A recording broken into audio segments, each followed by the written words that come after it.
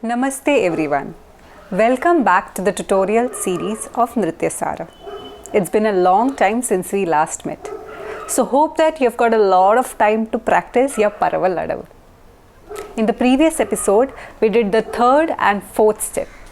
Today, we'll be doing the fifth and sixth step of Paraval Adavu. So in the fifth and sixth step of Visharu, it's the same as the third and fourth. Do you remember how we did it? So we went right, came back, left, then we did the left again and then came back with the right. Correct. So the footwork remains the same. Only thing is that you have to go diagonally. So you go right like this in a diagonal, come back with the left center and then again go to left diagonal, come back with your right foot, coming back to center. Right? Now the hands. You will be using hands same as the Metta. Your second step of Metta, hands, only the hands, okay? So this is going to be confusing as you are using hands of Metta and footwork of Visharu. Now the hands. Remember we did Metta second step. How was it? So your Kataka Mukha opens up, right? And you move in diagonal into Alapadma, correct? So the same hands you're going to use, but the footwork will be Visharu. If you haven't watched the Metta video, it will be somewhere here. So you can click that and watch the video. You all seem to be confused. I'll show it once, okay? So you go ta, tai, tai, tat, come back, dhit, tai, tai, again to the left, ta, tai, tai, tat, dhit, tai, tai, tat. Got the idea? Okay. So yeah, your fifth step is like this and your sixth step will be the first step Metta hands. So how will that be? Ta, tai, tai, tat, dhit, tai, tai, tat. Now you will follow your left hand. Ta, tai, tai, tat, dhit, tai, tai, tat. So in both the steps, you're going to travel diagonally. Now let's try it. Okay. Ta, ta, ka, ta, tai, tai, tat. You look over your right hand. So see to it that your elbow is not dropping. Okay, so it stays like this. And even when you turn, your left hand doesn't go behind you. It stays like this. So when I'm straight, it's like this. When I move to the diagonal, it is like this. It's not overcrossing or in the front. So this has to remain straight. And your gaze is above your Alapadma, right Alapadma. And then you come back to center again with Katkamukha. Okay, in this also you will drop your elbow to lift your Alapadma. So when you open otherwise, when you don't drop your elbow, it will go above your head. It's all right. It's a choreographical choice, but I think this makes it looks better aesthetically.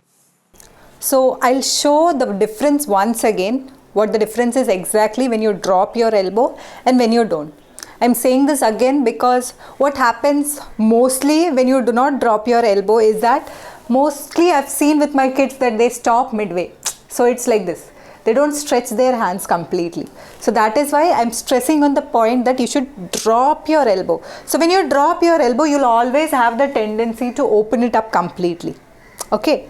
And then to bring it back, you close your elbow, dhit, tai, tai, ta. So you go ta, tai, tai, ta, dhit, tai, tai. Again on the left, ta, tai, tai, tat, dhit, tai, tai, tat. As we all know that it is very important to keep pushing our thighs out while during Aramandi. It is also very important that when we step out, that position is called as Vaishakha Sthanam. So when you step out, there is a big possibility that your knees will collapse. So you have to keep pushing your thighs out so that doesn't hurt your knee and your knee is free from any injuries. Now let's do the fifth step in the first speed. As dancers, we should know how to use the space in which we dance. So now I have a very small space, so I'll be taking small steps. If you have a larger space, you can use your step, take a bigger leaps and cover the space and then do your steps.